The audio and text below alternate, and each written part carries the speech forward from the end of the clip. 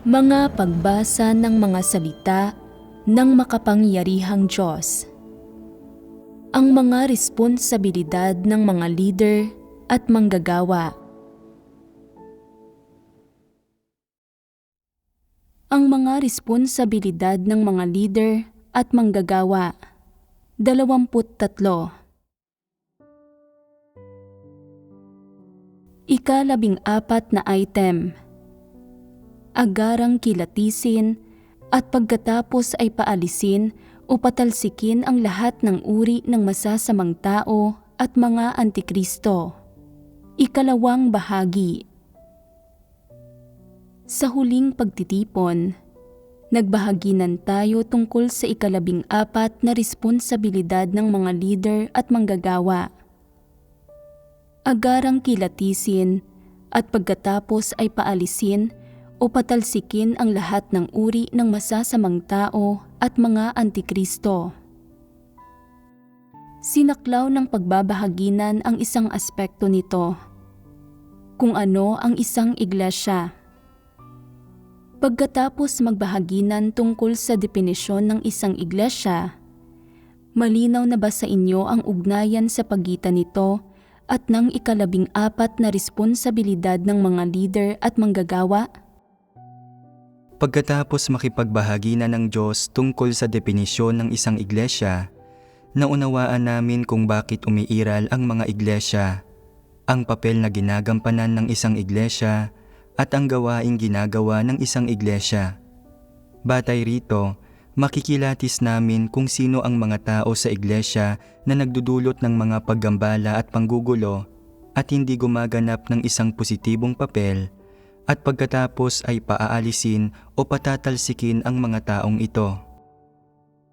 Pagkatapos maunawaan kung ano ang isang iglesia, dapat malaman ng mga leader at manggagawa kung bakit itinatatag ng Diyos ang mga iglesia, ang epekto sa mga tao ng pagbubuo ng mga iglesia, ang gawaing dapat gawin ng mga iglesia, ang mga uri ng mga tao na bumubuo sa isang iglesia, at kung sinong mga tao ang mga totoong kapatid.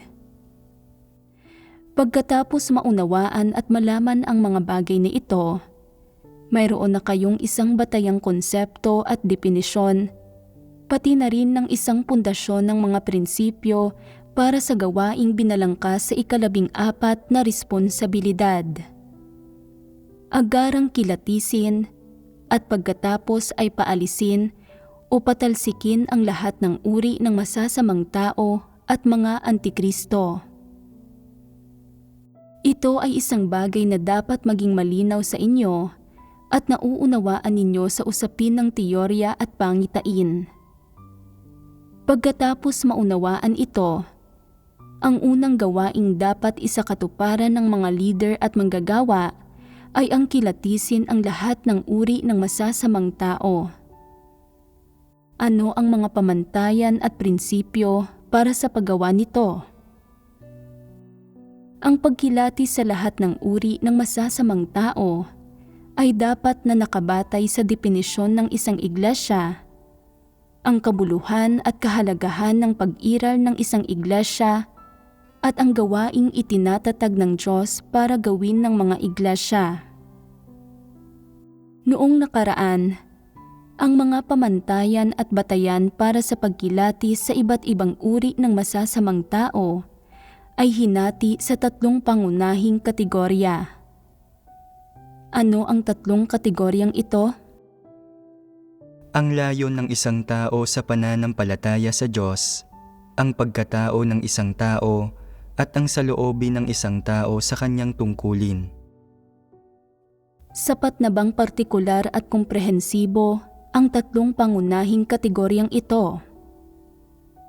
Sinasabi ng ilang tao, bakit hindi nakabatay ang pagkilatis sa lahat ng uri ng tao sa antas ng pagmamahal nila sa katotohanan at sa antas ng pagpapasakop at pagkatakot nila sa Diyos, kundi batay sa layon nila sa pananampalataya sa Diyos, sa pagkatao nila at sa saloobin nila sa kanilang tungkulin? Hindi ba't napakababa ng mga pamantayang ito? Sa madaling sabi, batay sa partikular na nilalaman ng tatlong kategoryang ito, bakit walang mas malalimang pagtalakay tungkol sa saloobin ng mga tao sa Diyos at sa katotohanan? Bakit walang binanggit kung handa ba ang mga tao na tumanggap ng pagpupungos, paghatol at pagkastigo? Kung mayroon ba silang pusong nagpapasakop at may pagkatakot sa Diyos at iba pang mas malalim na nilalaman na nauugnay sa katotohanan? Naisip na ba ninyo kailanman ang tungkol sa tanong na ito? Huwag muna nating talakayin ang isyong ito sa ngayon. Tingnan muna natin ang tatlong pamantayan.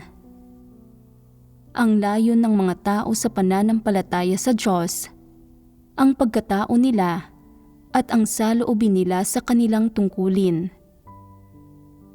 Batay sa mga pamagat ng mga ito, mababaw ba o hindi ang tatlong pamantayang ito? Kung ang isang tao ay hindi pasok sa pamantayan pagdating sa tatlong pinakabatayang pamantayang ito, matatawag ba siyang isang kapatid? Hindi. Maituturing ba siyang miyembro ng iglesia? Maaari ba siyang kilalanin ng Diyos bilang bahagi ng iglesia? Wala sa mga bagay na ito ang posible para sa kanya. Kaya, kung ang isang tao ay kulang o mababa sa pamantayan pagdating sa lahat ng tatlong pamantayang ito, dapat makilatis ang gayong mga individual. Nabibilang sila sa mga hanay ng iba't ibang uri ng masasamang tao at dapat silang paalisin o patalsikin. Kung ang isang tao man ay isang kapatid, kinikilala ng Diyos o isang miyembro na dapat tanggapin ng iglesia, ay nakadepende kahit papaano sa kung siya ay pasok sa pamantayan at nakapasa sa usapin ng tatlong pamantayang ito. Kung hindi man lang niya matugunan ang tatlong pamantayang ito, tiyak na hindi siya isang kapatid. Natural na hindi siya kinikilala ng Diyos at hindi rin siya dapat tanggapin ng iglesia. Kaya, paano siya dapat tratuhin at pangasiwaan ng iglesia? Kapag nakilatis na siya, dapat siyang alisin o patalsikin. Ganoon mismo iyon. Ang mga pamantayan at batayan para sa pagkilatis sa iba't ibang uri ng masasamang tao. Una, batay sa layon ng isang tao sa pananampalataya sa Diyos. D. Para makibahagi sa oportunismo. Sa huling pagtitipon, nagbahaginan at nagtala tayo ng tatlong layon para sa pananampalataya sa Diyos. Kung itatala natin ang mga ito bilang mga pamagat sa seksyon, ang una ay para matugunan ang pagnanais ng isang tao na maging isang opisyal. Ang ikalawa ay para maghanap ng kasalungat na kasarian. At ang ikatlo ay para makaiwas sa mga sakuna. Natapos tayong magbahaginan tungkol sa tatlong layon na ito. Sunod ay magbabahaginan tayo tungkol sa ikaapat na layon. May ilang tao na nananampalataya sa Diyos dahil lang sa mga oportunistang kadahilanan, kaya ang pamagat ng layon na ito ay para makabahagi sa oportunismo. Nakikita ng ilang tao na ang lahat ng relihiyon at sekta sa relihiyosong mundo ay mapanglaw at walang gawain ng banal na espiritu. Nananlamig na ang pananalig at pagmamahal ng mga tao, na ang mga tao mismo ay lalong sumasama at hindi nakakakita ng pag-asa para sa kaligtasan, at nananampalataya ang mga tao sa Panginoon sa loob ng maraming taon nang walang anumang nakakamit. Dahil nakikita nilang ganap ng naging tigang na lupa ang relihiyosong mundo, naghahanap sila ng 100 pasulong para sa sarili nila. Pinagbubulay-bulayan nila. Aling iglesia sa kasalukuyan ang may mas maraming tao, umuunlad at may mga pagkakataon sa paglago? Napag-aalaman nila na ang iglesia ng makapangyarihang Diyos na nilalabanan at kinokondina ng relihiyosong mundo ay umuunlad, na mayroon itong gawain ng banal na espiritu at na mahusay itong lumalago sa loob at labas ng bansa.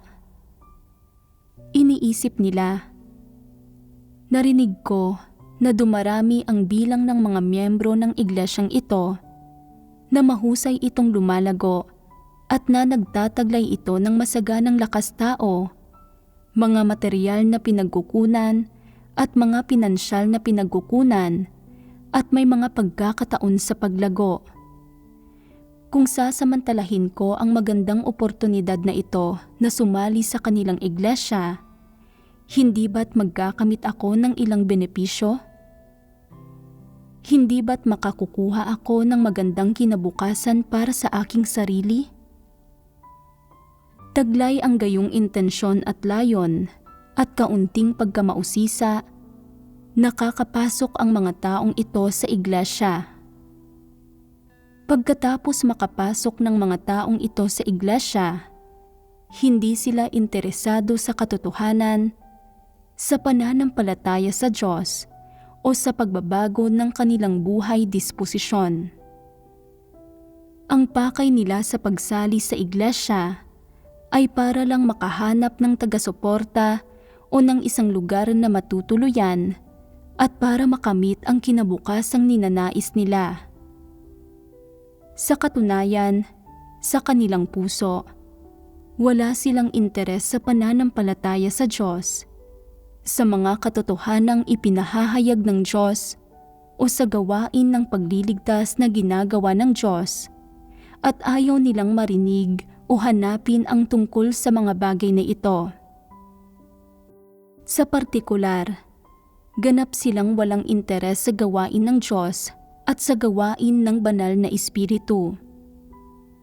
Ang mga taong ito ay parang mga oportunista sa lipunan na anumang industriya ang sinasalihan nila, ay ginagawa lang ito para makahanap ng mga oportunidad na magkamit ng kasikatan, pakinabang at katayuan, at para lang mamuhunan at magbayad ng halaga para sa kapakanan ng kanilang sariling kinabukasan at tadhana. Sa sandaling matuklasan nila na kasalukuyang walang mga malinaw na kinabukasan sa larangan o industriyang pinagtutuunan nila, o na ang industriyang ito ay hindi nagpapahintulot sa kanilang ipakita ang kanilang mga kalakasan at umangat sa mundo, madalas nilang kinakalkula sa isipan nila kung magpapalit ba sila ng trabaho o lilipat ng industriya. Sa anumang ginagawa nila, ang gayong mga tao ay palaging naghihintay ng pagkakataon para gumawa ng isang hakbang. Mayroon silang intensyon at layon sa pagsali sa iglesia. Kapag ang iglesia ay umuunlad, kapag nakapananatili itong matatag at may mga pagkakataon sa paglago sa lipunan o sa anumang bansa, aktibo at masigasig nilang itinutuon ang sarili nila sa gawain ng iglesia. Subalit kapag ang iglesia ay inuusig at pinipigilan o hindi matugunan ang kanilang mga personal na pagnanais at mga hinihingi, pinag-iisipan nila kung lilisanin ba nila ang iglesia at maghahanap ng ibang daan pasulong para sa sarili nila.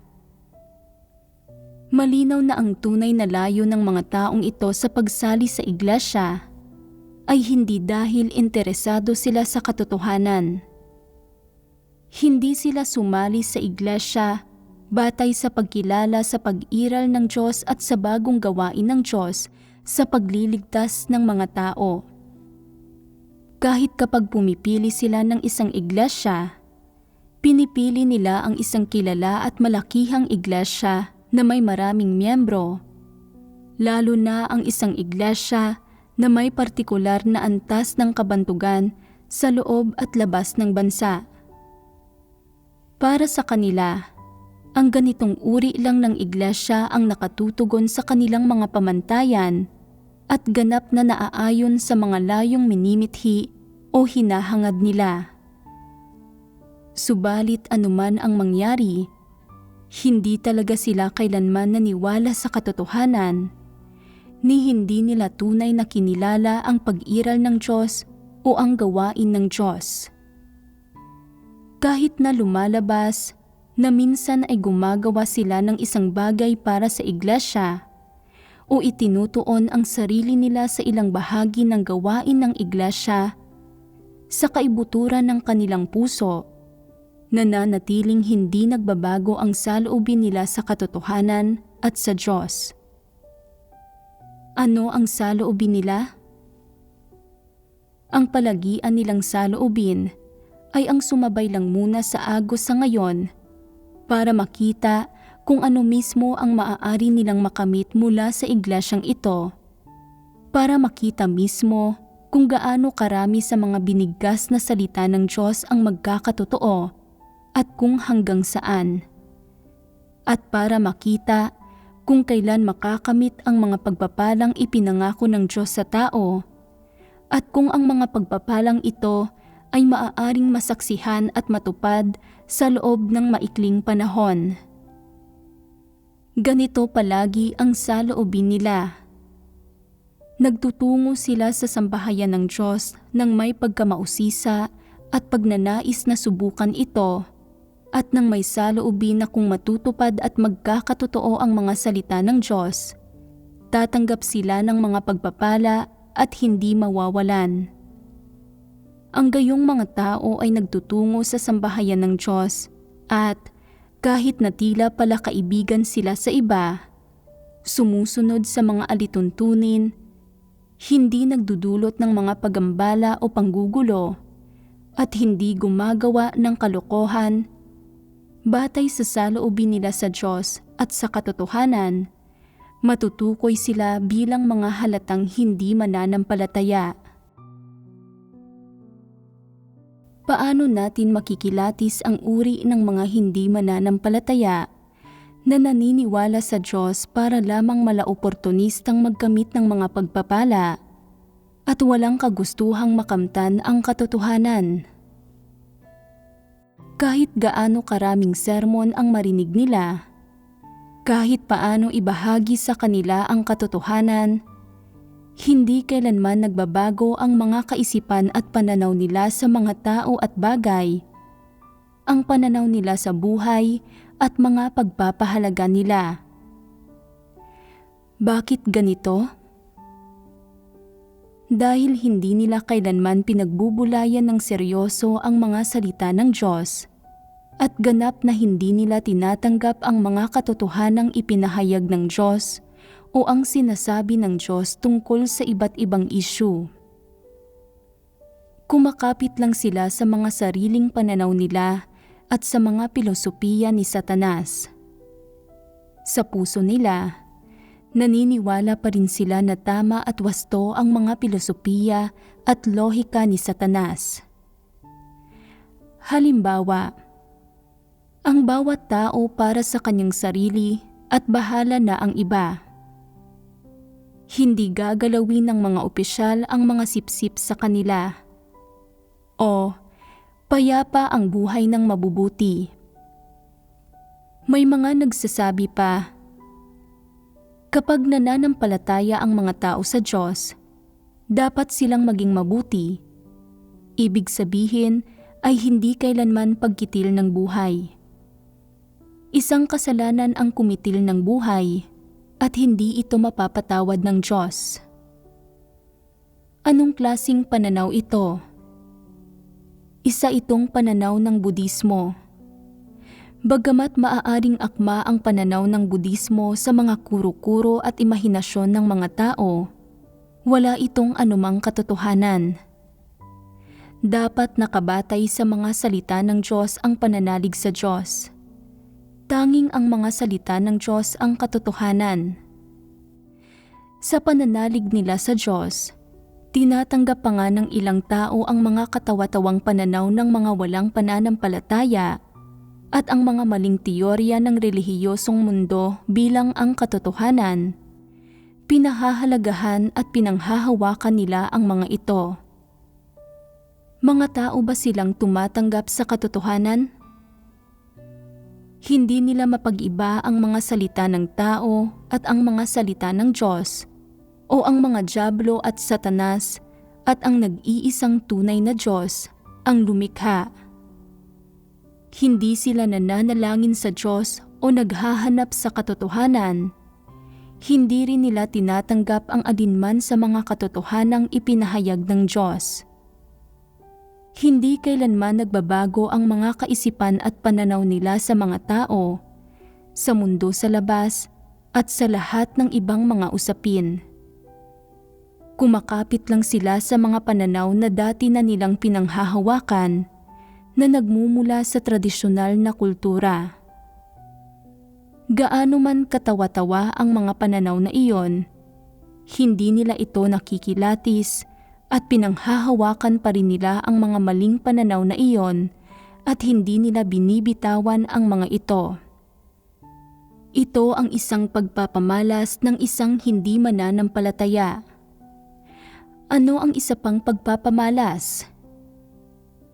Ito ay na nagbabago ang sigasig, damdamin at pananalig nila habang lumalaki ang saklaw ng iglesia at habang patuloy na tumataas ang katayuan nito sa lipunan. Halimbawa, nang lumaganap ang gawain ng iglesia sa ibang bansa at lumaki ang saklaw nito, nang lubos na lumaganap ang gawain ng ebanghelyo, nakita nila ito at agad silang sumigla. Nararamdaman nila na lalong nagiging mas malakas ang impluwensya ng iglesia at hindi na magdurusa sa pang-aapi at pang-uusig ng gobyerno. Naniniwala sila na may pag-asa ang pananalig nila sa Diyos, na pwede silang maging taas noo, at kaya naramdaman nila na tama ang pagpusta nila sa pananampalataya sa Diyos, na magbubunga na sa wakas ang isinugal nila. Naramdaman nila na lalong nadaragdagan ang mga pagkakataon nila na makapagkamit ng mga pagpapala at nagsisimula na silang maging masaya sa wakas. Noong mga nakaraang taon, madalas nilang maramdaman ang pang-aapi, pasakit at dalamhati dahil madalas nilang makita ang mga pang-aaresto at panunupil ng malaking pulang dragon sa mga Kristiyano. Bakit sila nagdadalamhati? Dahil nasa kalunos-lunos na kalagayan ang iglesia at nababahala sila kung tama ba ang naging desisyon nila na manampalataya sa Diyos. At higit pa roon, nababahala at nag-aalala sila kung dapat ba silang manatili o umalis sa iglesia. Sa mga taon na iyon, anuman ang masasamang kalagayan na kinakaharap ng iglesia, may epekto ito sa mga emosyon nila. Anumang gawain ang ginagawa ng iglesia at paano man magbago ang reputasyon at katayuan ng iglesia sa loob ng lipunan, nakakaapekto ito sa mga emosyon at lagay ng loob nila. Palaging sumasagi sa isipan nila ang tanong kung dapat ba silang manatili o umalis. Mga hindi mananampalataya ang mga gayong tao, hindi ba? Kapag kinokondena at sinusupil ng pambansang pamahalaan ang iglesia, o kapag inaaresto o hinuhusgahan, kinokondena, sinisiraan, at itinatakwil ng relihiyosong mundo ang mga mananampalataya, Nakakaramdam sila ng matindi at labis-labis na kahihiyan na umanib sila sa iglesia. Nag-aalinlangan ang puso nila at nagsisisi sila na nananampalataya sila sa Diyos at umanib sa iglesia. Wala silang anumang intensyon kailanman na makibahagi sa mga kagalakan at paghihirap ng iglesia o na magdusa kasama ni Kristo. Sa halip, kapag umuunlad ang iglesia, mukha silang nag-uumapaw sa pananalig, pero kapag inuusig, itinatakwil, sinusupil at kinokondena ang iglesia, gusto nilang tumakas, umalis. Kapag hindi sila makakita ng anumang pag-asa na makatanggap ng mga pagpapala o anumang pag-asa na lalaganap ang ebanghelyo ng kaharian, lalo nilang gustong umalis. Kapag hindi nila nakikita na natutupad ang mga salita ng Diyos, at kapag hindi nila alam kung kailan babagsak ang malalaking kalamidad at kung kailan matatapos ang mga ito, o kung kailan maisa sa katuparan ang kaharian ni Kristo, nag-aalinlangan sila at hindi nila magawa ang tungkulin nila ng payapa ang isipan. Sa tuwing nangyayari ito, gusto nilang iwanan ang Diyos, iwanan ang iglesia, at maghanap ng paraan para makalabas. Mga hindi mananampalataya ang mga gayong tao, hindi ba? Para sa sariling interes ng kanilang laman ang bawat kilos nila. Ang mga kaisipan at pananaw nila ay hindi kailanman unti-unting magbabago sa pamamagitan ng pagdanas nila sa gawain ng Diyos, pagbabasa ng kanyang mga salita, pakikipagbahaginan sa katotohanan, at pamumuhay ng buhay iglesia. Kapag may nangyayari sa kanila, hindi nila kailanman hinahanap ang katotohanan o hinahanap kung ano ang sinasabi ng mga salita ng Diyos tungkol dito, kung ano ang mga layunin ng Diyos, kung paano ginagabayan ng Diyos ang mga tao, o kung ano ang hinihingi niya sa mga tao. Ang tanging pakay nila sa pag-anib sa iglesia ay maghintay sa araw na magiging taas noo na ang iglesia para makuha nila ang mga pakinabang na matagal na nilang ninanais. Siyempre, umanib din sila sa iglesia dahil nakita nila na ang mga salita ng Diyos ang katotohanan, pero ganap nilang hindi tinatanggap ang katotohanan at hindi sila naniniwala na matutupad ang lahat ng salita ng Diyos. Kaya ano ang masasabi ninyo? Mga hindi mananampalataya ba ang mga gayong tao? Ano man ang mangyari sa iglesia o sa mundo sa labas, tinatantya nila kung gaano maaapektuhan ang mga interes nila at kung gaano kalaki ang magiging epekto nito sa mga layong hinahangad nila. Sa pinakamaliit na tanda ng problema, agad nilang iniisip ang sarili nilang mga kinabukasan, interes, at kung dapat ba silang manatili o umalis sa iglesia ng may labis na talas ng isip. May mga tao pang ang tanong ng tanong. Noong nakaraang taon, sinabi na magtatapos na ang gawain ng Diyos. Kaya bakit nagpapatuloy pa ito? Anong taon ba eksaktong matatapos ang gawain ng Diyos? Wala ba akong karapatang malaman? Napakatagal ko nang nagtiis. Mahalaga ang aking oras. Mahalaga ang aking kabataan.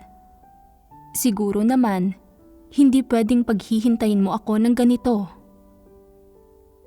Partikular silang sensitibo sa kung natupad na ba ang mga salita ng Diyos, sa sitwasyon ng iglesia at sa katayuan at reputasyon nito. Wala silang pakialam kung makakamit ba nila ang katotohanan o kung maliligtas ba sila, kundi napakasensitibo nila sa kung magagawa ba nilang manatiling buhay at kung magkakamit ba sila ng mga pakinabang at mga pagpapala kung mananatili sila sa sambahayan ng Diyos. Mga oportunista ang mga gayong tao sa pagnanais nila na mapagpala. Kahit pa manampalataya sila hanggang sa pinakawakas, hindi pa rin nila mauunawaan ang katotohanan at wala silang masasalaysay na anumang patotoong batay sa karanasan. May nakatagpo ka na bang mga ganitong tao? Sa katunayan, may mga ganoong tao sa bawat iglesia. Dapat maging masigasig kayo sa pagkilatis sa kanila. Pawang mga hindi mananampalataya ang mga gayong individual, salot sila sa sambahayan ng Diyos, magdudulot sila ng malaking pinsala at hindi sila kapaki-pakinabang sa iglesia at dapat silang paalisin dito.